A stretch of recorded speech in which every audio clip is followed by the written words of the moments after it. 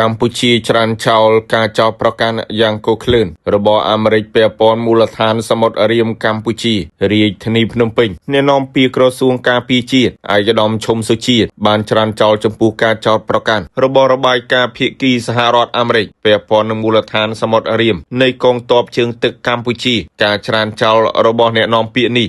បន្ទាប់ពីវិទ្យុអាស៊ីសេរីនៅក្រៅប្រទេសនាថ្ងៃទី20ខែឧសភាបានចេញផ្សាយថាមជ្ឈមណ្ឌលស្រាវជ្រាវមួយរបស់សហរដ្ឋអាមេរិកបានរកឃើញថាយោធាចិនកំពុងមានសិទ្ធិផ្ដាច់មុខប្រើប្រាស់ផ្នែកខ្លះនៃមូលដ្ឋានទ័ពរៀមហើយចិនក៏កំពុងពង្រីកវត្តមានយោធារបស់ខ្លួនលើសពីមូលដ្ឋានទ័ពរៀមអ្នកនាំពាក្យក្រសួងការពារជាតិបានលើកឡើងនៅព្រឹកថ្ងៃទី21ខែឧសភាបានទាត់ចោលថាសូមប្រកាសច្រានចោលទាំងស្រុងចំពោះការចោទប្រកាន់យ៉ាងគគ្លឿនដោយមានលក្ខណៈញុះញង់និងចេតនាទុច្ចរិតដែលនាំឲ្យមានការភ័ន្តច្រឡំពាក់ព័ន្ធនឹងមូលដ្ឋានសមុទ្ររៀមកងទ័ពជើងទឹកនៃព្រះរាជាណាចក្រកម្ពុជាដែលធ្វើឡើង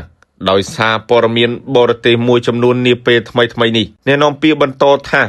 រាជរដ្ឋាភិបាលនិងក្រសួងការពារជាតិកម្ពុជាបានប្រកាសជាញឹកញាប់រួចមកហើយថាកម្ពុជាជាប្រទេសអព្យាក្រឹតហើយរដ្ឋធម្មនុញ្ញកម្ពុជា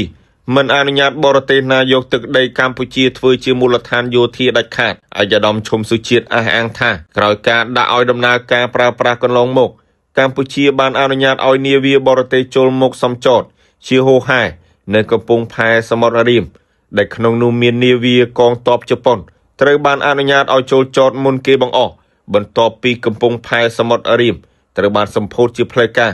បន្ទាប់មកមាននាវាកងទ័ពវៀតណាមនាវាចិនជាដើមដោយពួកគេបានប្រើប្រាស់កំពង់ផែសមុទ្ររៀមដោយរីករាយដែលនេះជាភស្តុតាងជាក់ស្ដែងគ្រប់គ្រាន់អាចបញ្ជាក់ពីការគ្រប់គ្រងប្រើប្រាស់កំពង់ផែសមុទ្ររៀមរបស់កម្ពុជាបើតាមឯកឧត្តមអ្នកនាំពាក្យក្នុងឱកាសសម្ពោធដាក់ឲ្យដំណើរការជាផ្លូវការនៅមជ្ឈមណ្ឌលផុសភានឹងវឹកវើនៅរួមគ្នាកម្ពុជាចិនផែរៀមកាលពីថ្ងៃទី5ខែមេសាឆ្នាំ2025សម្ដេចអធិបតីហ៊ុនម៉ាណែតនាយករដ្ឋមន្ត្រីកម្ពុជាបានប្រកាសស្វាគមន៍រាល់បណ្ដាកងទ័ពប្រទេសជាមិត្តទាំងអស់ដែលចង់មកចូលចតនៅកំពង់ផែរៀមកម្ពុជាដើម្បីធ្វើការវឹកវើនៅរួមគ្នាឯកឧត្តមថាប៉ុន្តែទោះជាយ៉ាងនេះក្តី